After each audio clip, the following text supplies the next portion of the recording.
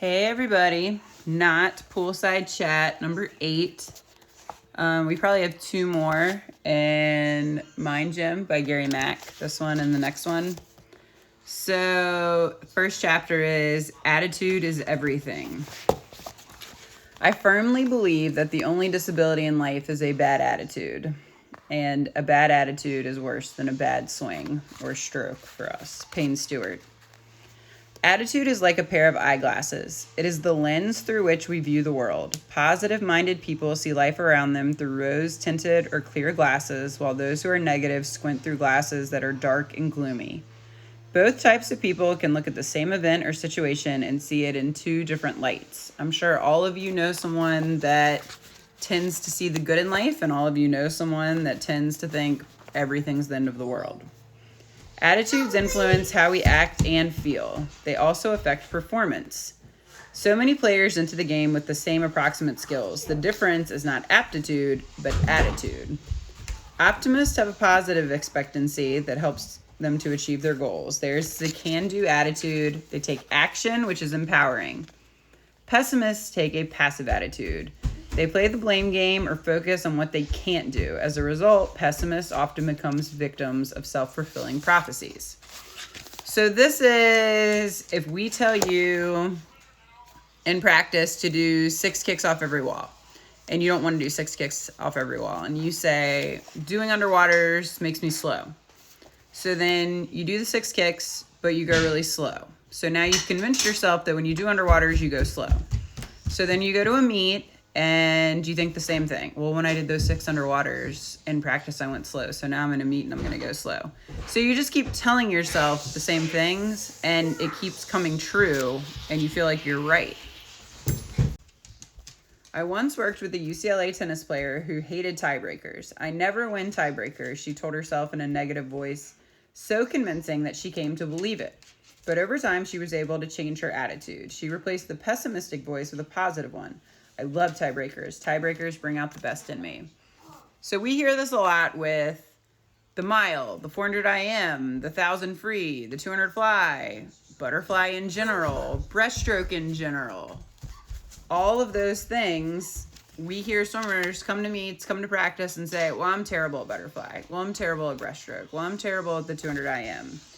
And it becomes a self-fulfilling prophecy. If you want to be better at something, you have to change the way you think about it too. Change your self-talk. We learned earlier that you can't outperform your self-image. If you haven't developed a positive frame of mind, you're not going to create the mental state that will help you physically perform at your best. There are 3 P's for changing pessimism into optimism. Number 1, permanence. Optimists believe that when they lose or experience setbacks, these disappointments are temporary rather than permanent. It's not, I'm terrible at butterfly. It's that wasn't a great race, it'll be better next time.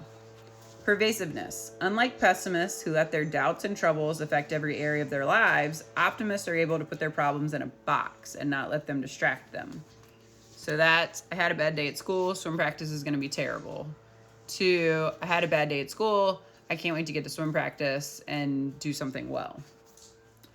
Personalization. Optimists internalize victories and externalize defense. We played great today. I swam well today.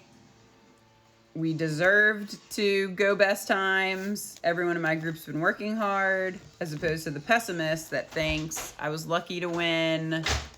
It was not by training that I did well. It was chance. It is said that 10% of life is what happens to us and 90% is how we choose to react to it. So let me ask you, what kind of attitude do you have? Are you an optimist?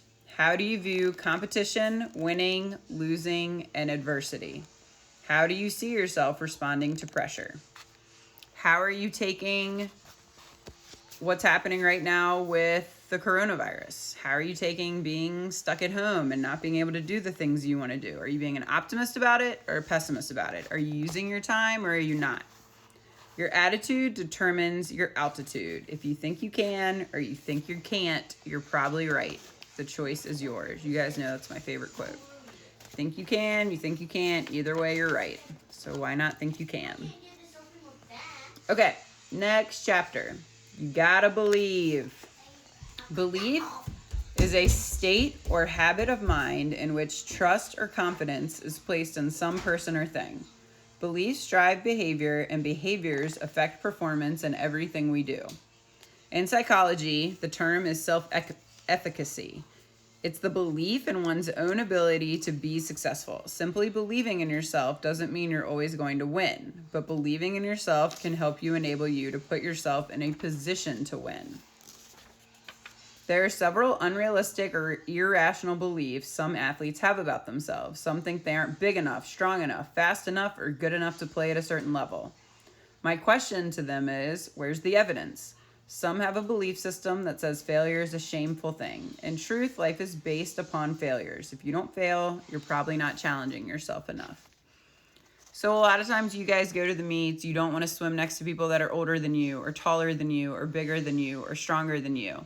But at the same time, we see swimmers all the time that are smaller, younger, not as strong, beating people, doing really well, doing so much more than you would think they could looking at them going into an event. So why can they do it and you can't do it? Probably self-limiting beliefs. Another irrational belief is, if I mess up, no one will love me. I'll be rejected. Imagine the pressure that kind of thinking creates. If you believe that by not winning, you're a loser, if you believe that if you lose, no one will love you, if you believe that taking a risk is dangerous, if you believe that not being perfect is unacceptable, these beliefs will only cause upset and trouble in your life. So he calls these irrational beliefs because they're not true. Coaches are still going to love you even if you don't swim the way you want to swim. Your parents are still going to love you even if you don't swim the way you want to swim. It's something you're striving towards. You're never going to be perfect. It's just about trying. It's about being smart. It's about effort. So if you ever find yourself thinking these things, talk to your coaches, talk to your parents, talk to your teammates, because no one is looking for perfection and no one is looking for you to do everything right all the time. One way some athletes counter irrational beliefs is through positive affirmations. We've talked about affirmations before. These affirmations should be powerful, positive, and in the present tense. Muhammad Ali was the master. It's a lack of faith that makes people afraid of meeting challenges, and I believe in myself, Ali said. Also, to be a great champion, you must believe you are the best. If you're not, pretend you are. So it's that having something you say to yourself to make yourself feel powerful and present and like you can do it. And that's going to look different for everybody, but you should work on affirmations for yourself and maybe have affirmations in practice when you're tired, affirmations for during this time, during dryland. Natalie is a great example. Go watch her first hundreds video and she is talking to herself through those push-ups the whole time. That is a great way to get yourself through things. Talk nicely to yourself. So homework, do you believe in yourself? Ask yourself that question and write down your answer. Do you believe in yourself? What is your belief system? Do you believe in your dreams, your goals, and your abilities? Remember, what your mind can conceive and your heart believe, you can achieve. Beliefs drive behaviors, and self-limiting beliefs lead to self-defeating behaviors. Believe in yourself and your abilities. Between the ears, what you are thinking, what shape your mind is in, is what makes the biggest difference of all. Willie Mays. We all have conversations going on inside our heads. I call it self-talk. Every athlete hears two competing voices. One is a negative critic, the other is a positive coach.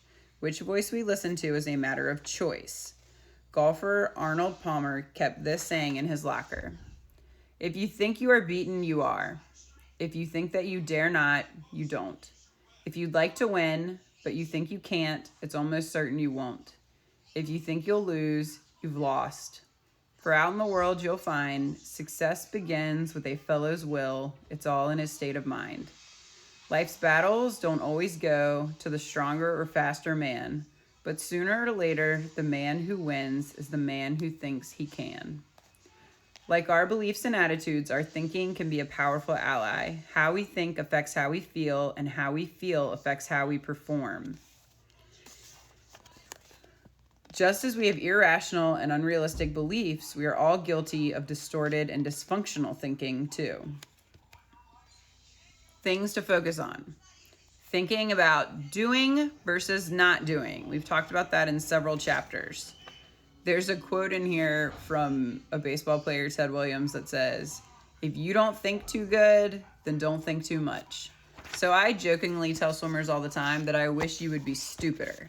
Like, I'm telling you to do something and you're arguing with me and you're telling me the reasons why you can and the reasons why it won't work, and they're just stop thinking about it. Just do it. Sometimes you guys get so wrapped up in being right or being negative or cognitive dissonance that this is who you are and you can't do it any other way, that you shut down any avenue of getting better. Be open-minded, talk about what you will do, and don't worry about failing. Just try. Okay, homework. Which voice do you hear? Which is louder, the negative critic or the positive coach? You can choose to listen to the voice that offers and reinforces positive thought. It has been said that thoughts become words, words become actions, actions become habits, habits become character, character becomes your destiny. So this is a big quote to think about, because this isn't just swimming. This is your whole life. What voice are you listening to, the positive or the negative? And if your thoughts become words and your words become actions, and then your actions become habits, and then your habit becomes your character, and then your character becomes your destiny, the thoughts you're having now and the thoughts you have at practice and at school and at swim meets all become who you are eventually destined to be. And that's as a grown-up. That's as someone who's working, someone who is in college, someone who has kids, someone who is competing in anything. It's defining who you will be. So think very carefully about what your thoughts are and what you're listening to and how you can be more positive so that you can shape your whole life to be one that's positive. Mental training teaches you to think clearly and use your mind effectively. Just the way you learn not to swing at bad pitches, same way you learn not to touch one-handed, same way you learn to do a dive, you must learn not to chase bad thoughts. Learn to turn your negative critic into a positive coach. All right, servant or master. Learn to control your emotions or they will control you. Edgar Martinez. Sports arouse emotions and passions like no other endeavor. We see that in the fervor and highly competitive athletes and sports. The achievements of one athlete can energize and inspire an entire nation. Our attitudes, belief systems, and thoughts create our reality. They also create our emotions. Joy is one, pride another. Two other basic emotions are anger and fear. Anyone who has participated in athletics probably has experienced all four. The best athletes are masters of their emotions and not servants to them. Buy the solution, not the emotion. When you let anger get the best of you, it brings out the worst in you. The key question is who is in control, you or your emotions? Remember, before you can control your performance, you need to be in control of yourself. All right. Last chapter. Fear lives in the future. Of all the hazards, fear is the worst. Sam Snead. For the past 20 years, I've been training booters, firefighting recruits, on the mental aspect of performance. I often give a classroom demonstration. It is a test you can take yourself. If I asked you to stand on the seat of a chair or on a tabletop, would you have a problem doing that? Probably not. But what if that chair or table were 20 stories in the air and I asked you to perform the same task? What thoughts would you have? How would you feel? Could you do it? The task is the same.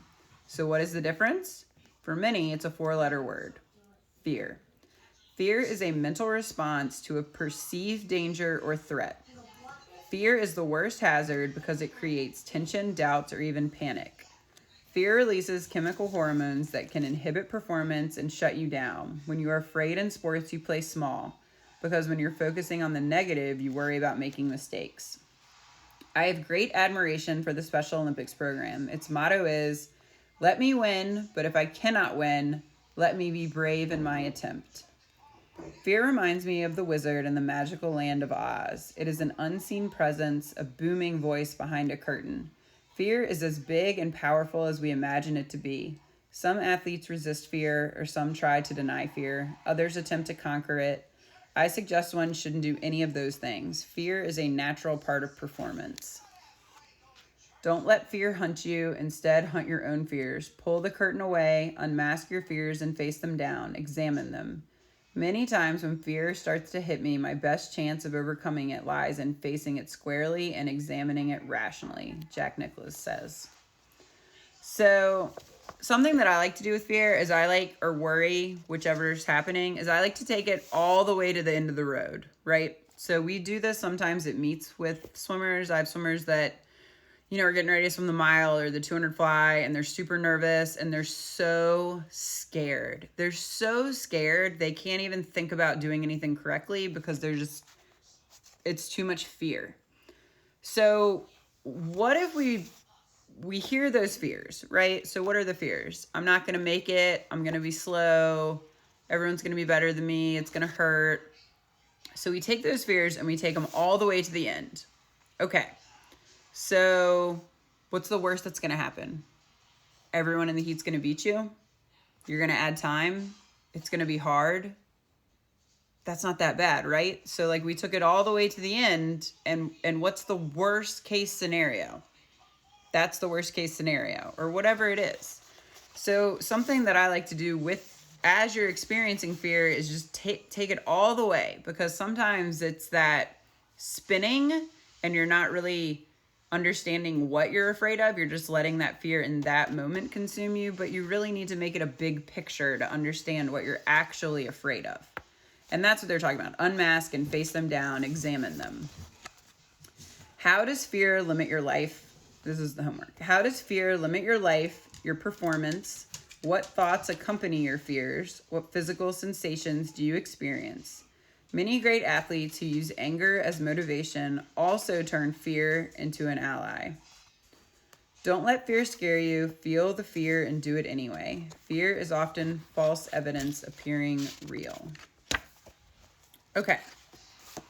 So hopefully this is helpful. I think a lot of this is really applicable to you guys. And if you work on this, will help you, as we come back into practices and into meets. So one more chapter this week on Mind Gym. One more talk on Mind Gym, and then I'll be in a new book. I've thrown this out there a lot, but if anyone has something they want me to discuss or talk about, throw it out there and I'll do it. All right. Hope everybody's doing well.